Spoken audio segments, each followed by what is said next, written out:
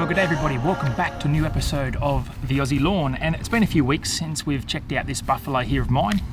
There's been a few people asking about it, so I thought, rightio, time to come back around here and give you guys a bit of an update. Now, it's looking pretty smick, and I guess the reason I don't do a lot of content generally with this lawn is it's just so low maintenance. There's not a great deal to do apart from mowing and so forth.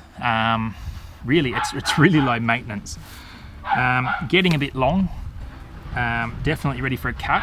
So I think we're sitting at the moment, well, I'm cutting it about 4 inches, but we've got a bit more length about it than that at the minute, I think. So yeah, there's the odd bit there that's sort of hanging around 5 to 6 inches. So time to give him a bit of a cut. Got a few seed heads popping up here too. Now, we've been having a lot of cooler weather lately, and it's a lot cooler than usual. Traditionally for us here, February is our hottest month of the year, where we see into the 40s for days on end. This year we're struggling to get into the 30s, so we're having sort of temperatures of high 20s, mid 20s, high 20s, very low 30s.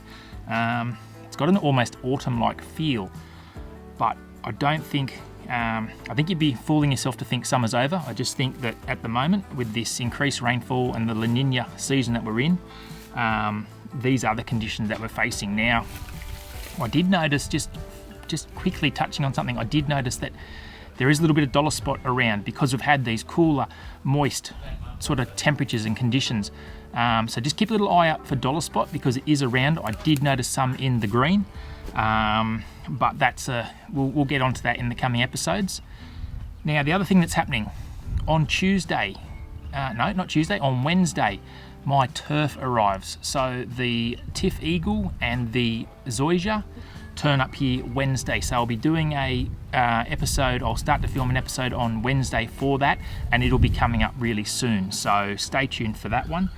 But anyway, look, let's have a Let's have a little look around here.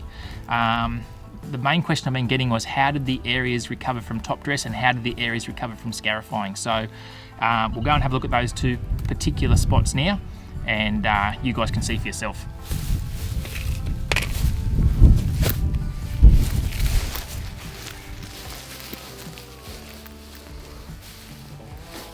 So this is our area that was always very slow to recover, and obviously the top dressing on buffalo is really only something you need to do if you're correcting unevenness. If you're just looking to top dress for the sake of it, you're wasting your time, in my opinion. You can see here, you wouldn't even realise now that it had been top dressed, but it's certainly slower to respond. So if you're looking for a scalp and a rejuvenation and a quick recovery, you don't need to worry about top dressing. You just need to scalp her down and feed her up. That's it. Again, we're seeing a few seed heads through here, but again, I'm putting it down to the season change because that's going to trigger grass to do unusual things. So it starts to think, okay, things are cooling down or things are changing. It might want a little bit of a feed, but I'm still holding out on that. But generally speaking, still got great colour, still looking really good. So this bit here, this was the bit that we just did the scarify to. We didn't shave it, we didn't scalp it, we literally just scarified it. And you can see here, look, it's thinned it out a little bit. Ultimately, it's still very dense, but I think the best way to handle this stuff really is just to every 12 months, drop it right down and let it grow back up. Right, these bits further towards the back of the hedge here, this is on a little bit of a slope, and what happens here is it does tend to dry out a little bit more than other areas, and this is normally my indicating patch that things are getting ready for a bit of water.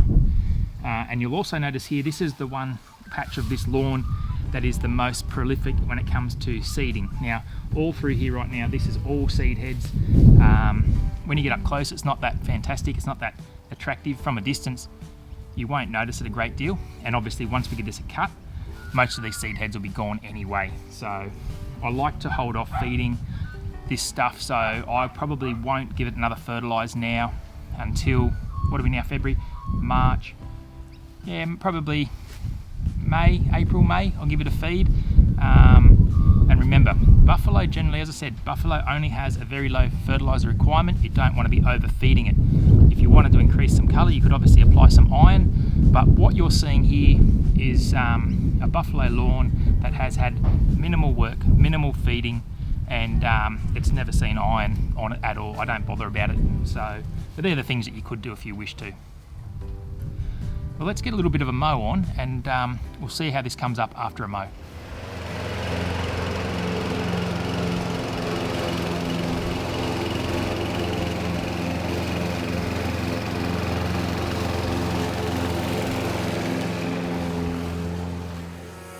I was knocked down, heard the countdown through the haze, in the face of defeat, yeah. I was ruled out with no bailout, on my own, all alone, left to bleed out. But I rose up from the ground, just like I was spellbound. All the odds were against me, so I picked up the pace, and now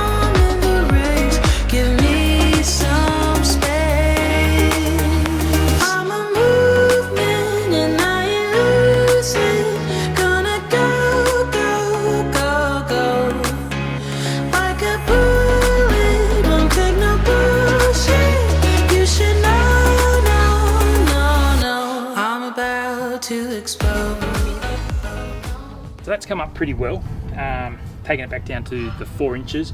Ideally, I'd probably like to get it a little bit under that, so anywhere between sort of 3 to 4 inches I find is a good height for this stuff. One of the key reasons is we're 3/4 of the way through a growing season now, and I still don't have any runners climbing over the top of each other. Now, there'll be a lot of buffalo lawns out there right now, I would suggest, that are starting to really grow on top of each other, so stolon over stolon. I've seen a few posts now popping up on Australian Lawn Fanatics sort of backing that, because as you sort of get mowing shorter, the runners have nowhere to go, so they start lapping on top of each other. At least this way we've got nice tall upright growth. Now look, I get it, not everyone wants to have their lawn this tall, but this is, I think, one of the better ways I've seen that manages buffalo quite nicely, and it mows up really beautifully. So this is where we're at. It's all looking good, all looking healthy. Touch wood, no diseases are crept in, no pests have crept in. It's been a really low maintenance lawn for me this season, and it has in times gone by too, apart from our winter, a little bit of winter sort of fusarium, and there was a bit of buffalo. The leaves were yellowing off a little bit earlier in the season, but a hit of fungicide took care of that, and it's never been an issue since. So that's what's happening with my buffalo at the moment. I'll give you a little quick look. Some of you might have seen in the background there's a bit of changes happening in the what was once weed infested front garden.